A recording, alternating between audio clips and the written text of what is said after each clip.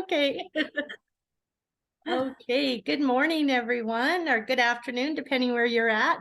I'm Sandra Wallace, the OCD coach, and I am honored to have my guest here, Barbara Leger, speak with us about her journey and her son's journey through mental illness and addiction.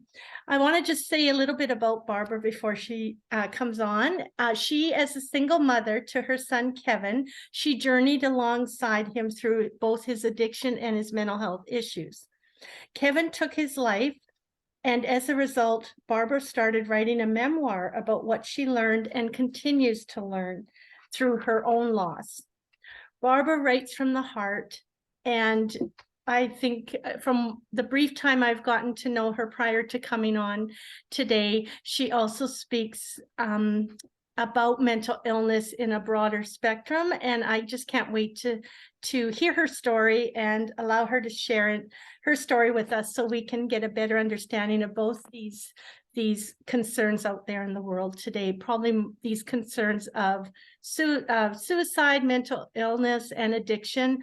They're at a heightened level more than ever now. So Barbara, thank you so much. And I'll just let you take over if you want to just say a little. Thank you. Thank you so much for having me on your show. I really appreciate it. My story is about my son, Kevin. I was a single parent. He was my only child. Kevin had a very happy childhood until about third grade, when I noticed he was not himself. He was feeling down. He was spending more time alone. And then his teacher at school mentioned to me that Kevin's not participating. He's not smiling and laughing anymore. So I knew something was terribly wrong. And as I thought back to my own childhood, I felt that way. And nothing was ever done about it. I thought it was normal. I thought, the feelings I'm having are normal. So I lived with that for many, many years. At this point, I decided I needed to take Kevin to a psychiatrist. They recommended an antidepressant. And as many parents feel, I don't want to put my kids on medication. That's how I felt too. So what I did was I started taking it for myself, and I saw a huge dark cloud lift from me that had been there for years. So I knew it was safe and that it would help him. He did start taking it at, I think he was almost 9 when he started taking it. Okay. And I saw an immediate change, and everything seemed to be going well. He did have signs of anxiety and a little OCD at that time too. I didn't know this, but every morning before school, Kevin would take everything out of his backpack and put it back in. And he would do that 3 times. And I'd always get angry. Why are you running so late? Come on, come on. Mm-hmm. And he didn't tell me that till years later, that's why he was, running late. But he stopped taking his medication around junior high, and he seemed fine for a few years. Mm-hmm. In fact, those were really good years for him. And when he got to high school, I think he was 15 years old, I saw the darkness coming back. That is when he started experimenting with drugs. Mm-hmm. And he discovered that he felt better if he was using drugs. Mm-hmm. By the time he was 17, he was addicted to heroin. Mm-hmm. And, at first, I don't know how much you know about that, but at first you feel great. And it's like a solution to your problem. Yeah. Everything was wonderful for him. Mm-hmm. But that doesn't last long. Then all of a sudden you have all new problems. Mm-hmm. How do you get the money to buy the drugs? He had legal issues. He had his family, me and my sister and my mom were always mad at him. I mean, it just went on, and it really affected his life. Mm-hmm. He was in and out of rehab, and there were many times when he was seen by a psychiatrist and diagnosed with depression, anxiety, and bipolar.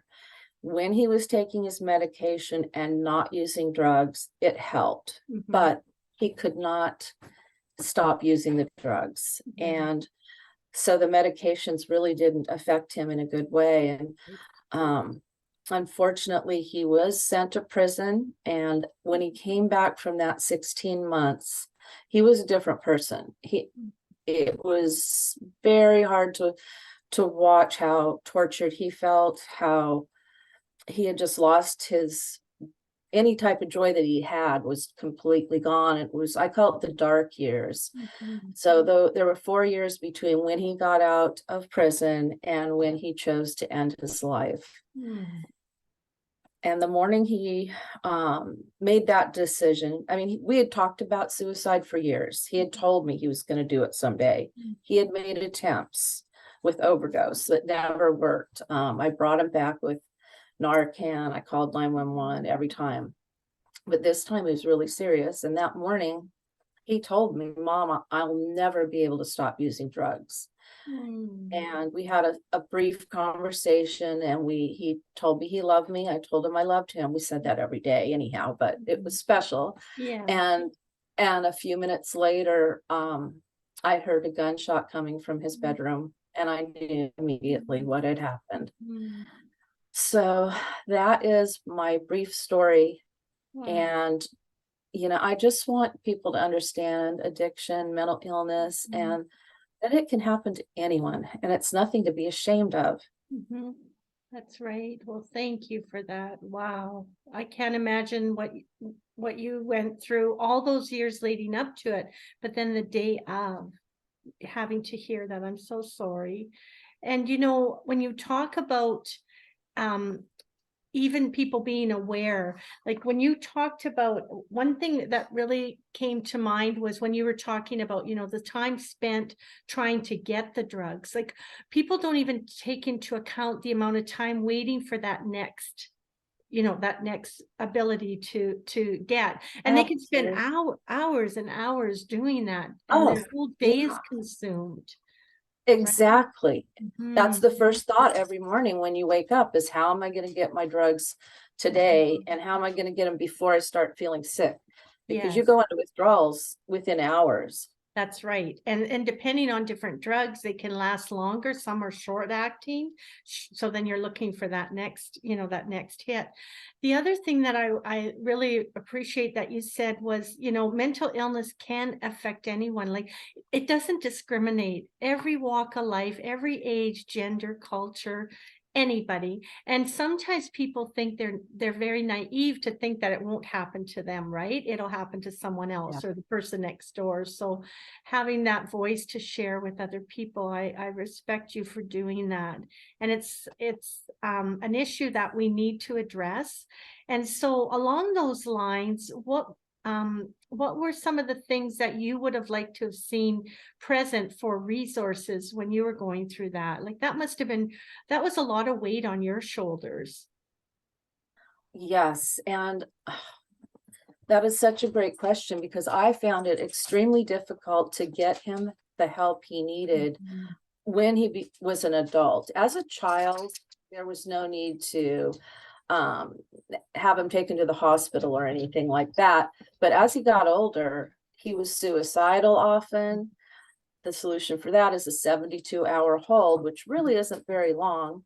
Um, he had voices in his head. He had all these issues, but I could not find him a place to go. There was nowhere to go except for the 72-hour hold. We had decent insurance, not great insurance, so we were able to afford psychiatrists, but he needed something more Yeah. intense. And I Right. know so many people that have the same issue. If he had drugs in his system, the hospital wouldn't try and help him because he had drugs. Right. If he didn't have drugs in his system, he was usually taking Suboxone, Mhm. which helps you not use heroin. Right. And they didn't want to take him because of that. There was always a reason for him to Yeah. not get help. Yeah.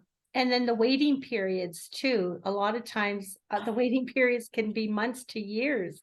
People can't wait like that. No, They've got to no. be Well, and the readiness, when they say they're ready to get the help, then we need to be able to act on it, like right then and there, because every hour, every minute counts, doesn't it? Yes, I talk about that in my book, because Mm. when someone says, I need to go to rehab or I want help, you have to do it right then, Yeah. because 2 hours later, they may change their Mhm. mind. Yeah, that's They're right. probably going to change their mind overnight, and they're definitely going to change their mind in a few days. It's Yeah. just, Yeah, what an emotional roller coaster that would be for you and your family. Now, that leads me to the next question is, I'm certain that there was a lot of guilt and different shame and different feelings. I don't want to put those words into your mouth, but tell me about some of the feelings, because often it's the people, the loved ones, and the people supporting the individual going through hardships like Kevin did, that get left behind. They get forgotten because the focus sometimes is just very narrow-minded, right? But I yeah. always try to acknowledge the people that are surrounding that person, like what is going on for them emotionally, mentally, spiritually, physically. Let me know some of the thoughts that you had and feelings. Wow. Well, it was horrible. I even lost a job because I was not focused enough, because I was Mhm. so constantly worried about Kevin. Um, you can't sleep, you live in fear. Physically, I, I had headaches and wasn't able to sleep, but it's like your whole life is put on hold and the focus is on how do I help him? And I never felt shame towards Kevin. I always openly talked about him, like I still do, Right. because there shouldn't be shame. There's nothing to be ashamed of. And the more we talk about it, and more people see, Mhm. oh, that person has problems too. It's Yeah, okay. It's that's okay to right. talk about. I did, however, have a lot of guilt. Mhm. My personal guilt was that I was a single parent and his father was not very involved. And that really bothered Mm. Kevin. It was a big deal to him, and it was my fault. I brought him into the world without another parent, and I put that on myself, the guilt Mhm. for that. Yeah, for But sure. yes, it's the parents, especially the parents of people that are going through this. They need support and understanding. And oftentimes we lose our friends because our friends get tired of hearing about, oh, Kevin did this, Kevin did that. Kevin's in jail again. Kevin's on the street. Kevin's in, they get tired of hearing that, and they distance themselves. I belong to a support group that I think there should be so many more, but it's just for parents who have either lost someone to addiction or suicide. We have a few suicides in the group, or still have someone in their life that is using, and we have so much support for each other. Nice. Good. It's what I think, I say that's what saved me, because I found out I'm not alone. Everything I'm feeling is normal Mhm. because they're all feeling it too. Yeah, for sure. You can identify and people can identify with you and you give each other that support. One of the things I think of too is setting boundaries. Were you able to set boundaries with Kevin during those times, or was it difficult? It was difficult. I did set boundaries. I mean, it was 13 years of addiction, so I Mm. had plenty of practice trying new things. And I did set many boundaries in the beginning. And I told him, well, if you use again, I'm kicking you out. And of course he used again, and I Mhm. kicked him out. That didn't last very long, and I could see immediately that he was in much more danger. Mhm. Um, I went to Al-Anon. They say tough love is the way to go. Don't let them live with you, et cetera, et cetera. But what I learned was not in my case. Kevin needed love, and he needed to be told he was valuable and worth something and cared for. He didn't need to worry about, staying warm or finding food. I wanted him to live with me. I wanted to provide him every opportunity Oh, to get better. yeah, And being in the safe environment at home, surrounded by 3 women that loved him, his mom, his grandma, and his aunt, yeah, that really helped him. yeah. That's Not enough, obviously, but oh, But that gave comfort to all of you, knowing that, right? Well, you could Yes. help in the ways you can. And that led me to the question about, society's belief and different ways of handling addiction in society's world versus our own. And you have to do what works best for you, right? And you know your son better than Yes. anybody. So that's very honorable. I appreciate you saying that. Now, how are you doing today? Like, this happened, what year did this happen again? 2020, August 2020. of 2020. So I wrote my book really shortly after it happened. Wow. That was kind of part of my therapy to myself. Mhm.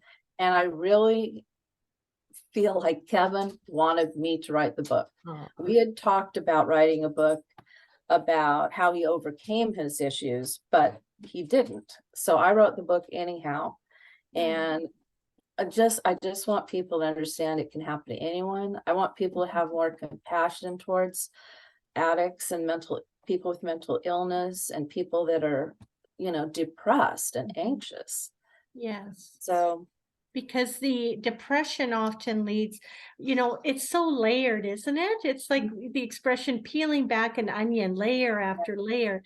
And often the depression, like you mentioned right from the beginning of the podcast, is, he used the drugs and it was a form of escape. For a lot of people, it's a form of escape. It makes you feel good. And if we can, the other thing that I want to mention that comes to mind is being properly diagnosed, because we need, a lot of times people get misdiagnosed and that leads to mistreatment, but then they get on the wrong medications, they get the wrong resources in place, right?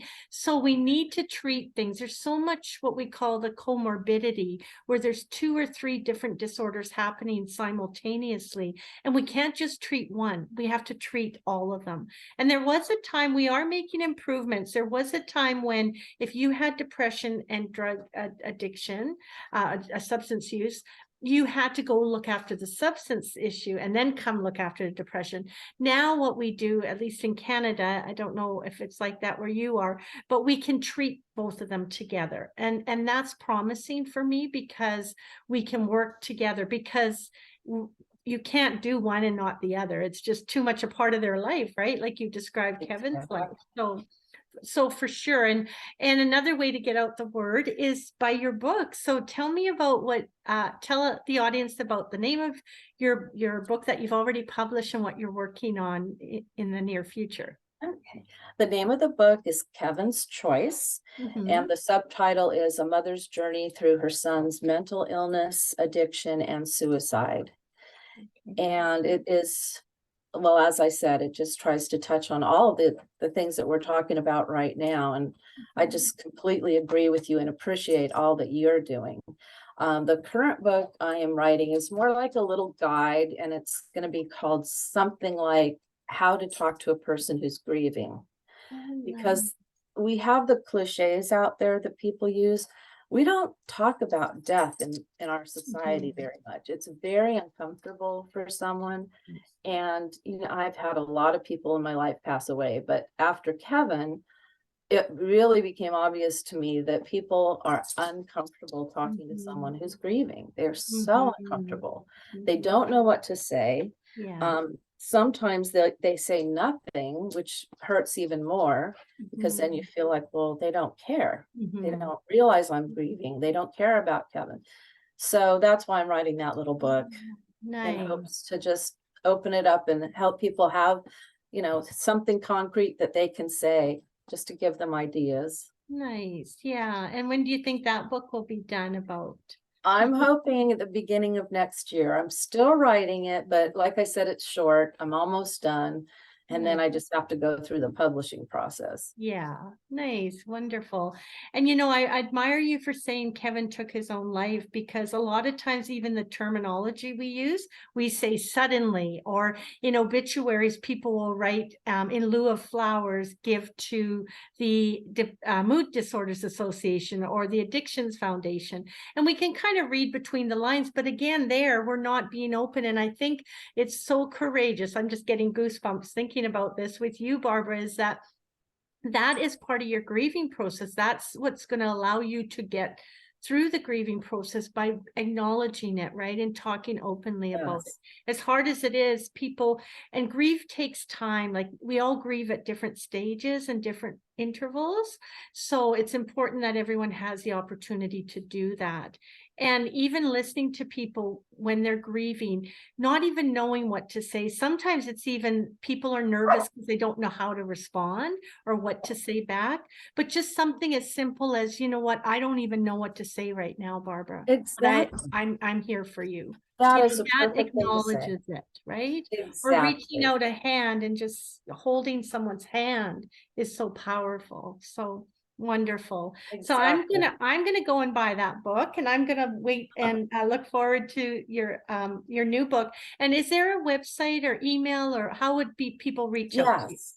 My website has my social media links on it, and I also write a blog. I try every week to write one, but it's at my first and last name, Barbara, Barbara, Legere, LEGERE.com.